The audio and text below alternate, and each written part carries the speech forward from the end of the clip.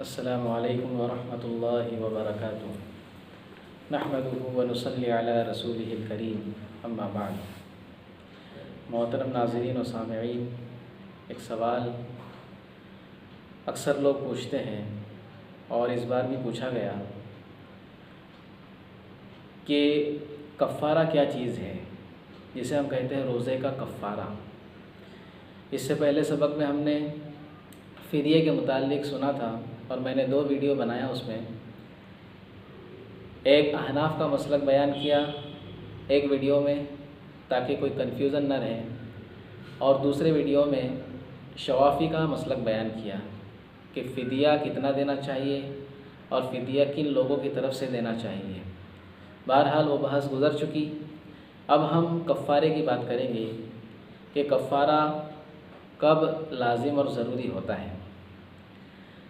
लिहाजा इसमें भी हम एक ही वीडियो बनाएंगे, लेकिन अहनाफ़ और शवाफ़ी दोनों के मसलक को बयान करेंगे। सबसे पहले तो इस बात को समझें कि शवाफ़ी के नज़दीक क़ज़ा और कफ़ारा कब लाजिम होता है।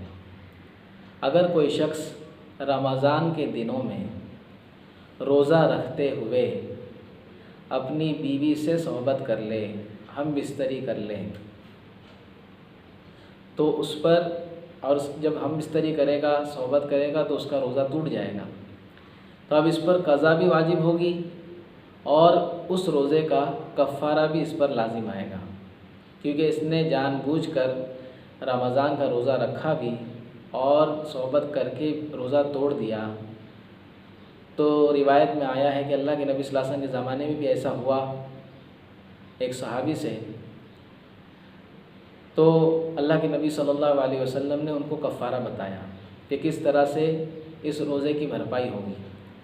दोस्तों, एक बात यहाँ पर मैं क्लियर करता चलूँ कि सहाबा किराम से ऐसी कोई चीज़ हुई है तो अल्लाह रब्बुल इज़्ज़त के निज़ाम के तहत हुई है, ताकि हमारे सामने मसाइल आ सके। अगर उस ज़माने में वो ना होता तो पूरी उम्मत क़यामत तक उस मसले को कैसे समझ पाती। तो हम सहाबा से बदगुमानी ना करें कि सहाबी हो गया ऐसा किया उन्होंने रोज़े की हालत में। बहरहाल ये हमारे सबक के लिए अल्लाह का एक निज़ाम है कि हमको सबक मिले, हमारे लिए आगे मसाइल के रास्ते खुले। बहरहाल वो एक अलग बहस है। तो अगर कोई शख्स अपनी बीवी से सोहबत करे रोज़े की हालत में रमज़ान के दिनों में, तो उस पर क़ज़ा भी करना है उस रोज़े की और कफ़ारा भी देना है।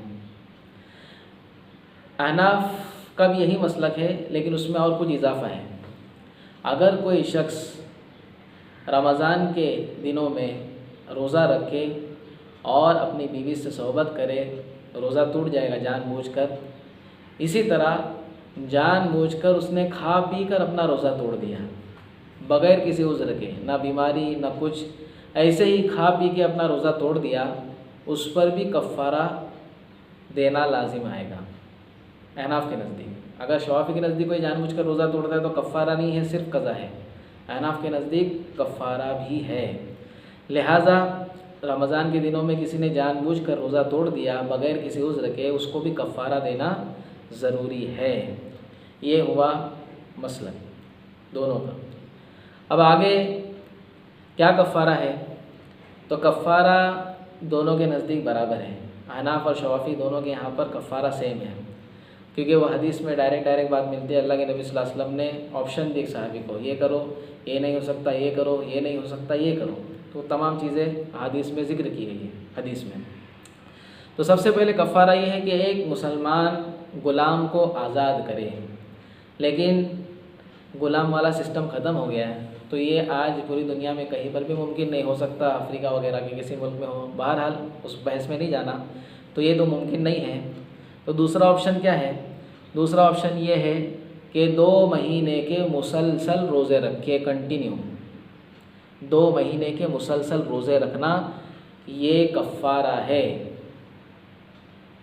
एक रोज़े के बदले मुसलसल 2 महीने के रोज़े रखना।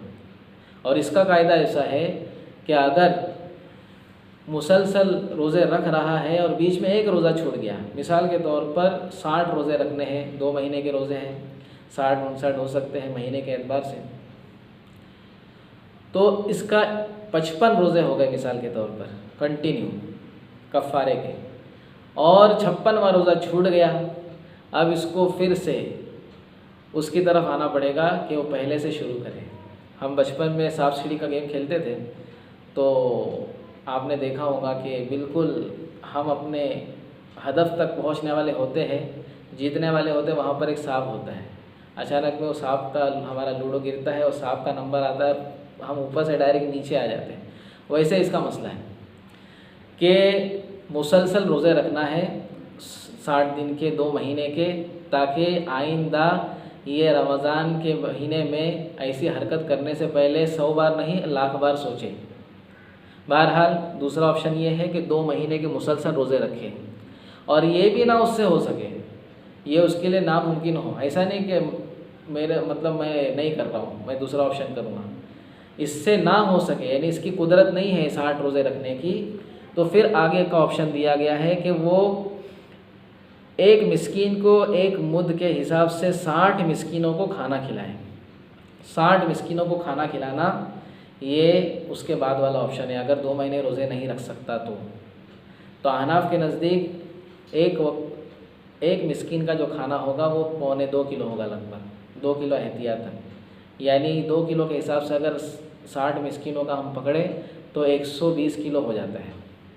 और शवाफी के नज़दीक टोटल जो अनाज बनता है वो 31 किलो 500 ग्राम बनता है, 31 किलो 500 ग्राम। एहतियातन अगर वो 35 किलो देता है तो बहुत अच्छी बात है। बहरहाल ये लास्ट ऑप्शन है, अगर किसी के लिए मुमकिन रोज़े रखना ना हो तो हो सकता है। ऐसे ये मसला तो बहुत कम लोगों से पेश आता है, इसीलिए रमज़ान में ये कायदा भी बयान किया गया, रोज़ों की हालत में अगर नौजवान लोग हैं, नई नई शादी हुई है, या फिर नौजवान हैं जिनके अंदर शहवत कभी भी उभर सकती है, तो ऐसे लोग अपनी बीवी के करीब ना सोए। अगर अलबत्ता कोई बूढ़ा शख्स है या फिर इतनी शहवत उसके अंदर नहीं है तो वो अपनी बीवी के करीब सो सकता है।